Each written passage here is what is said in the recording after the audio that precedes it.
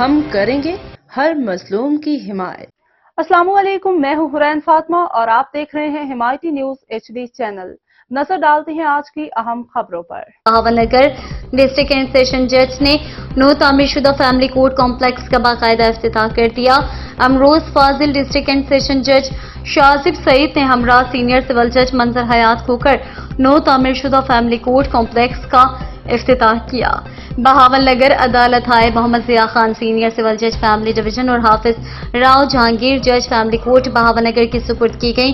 Fazil district and session جج شاذب سعید نے building اور وہاں موجود سہولیات کا معائنہ کیا اور اس بابت SDO بلڈنگ کو ضروری ہدایات جاری کی۔ بعد ازاں محکمہ سول ڈیفنس کے عملے نے آگ بجھانے کے حوالے سے ضلع بھر کے عدالتی اہلکاروں کو اس بابت بریفنگ دی۔ اس حوالے سے بھی فاضل ڈسٹرکٹ اینڈ سیشن جج نے ضروری ہدایات جاری کی۔ اس موقع پر اسٹاف آفیسر مظہر الہی، ACO C شہزاد اقبال اور محمد عباس میڈیا کوآرڈینیٹر سیشن کورٹ بھی موجود تھے۔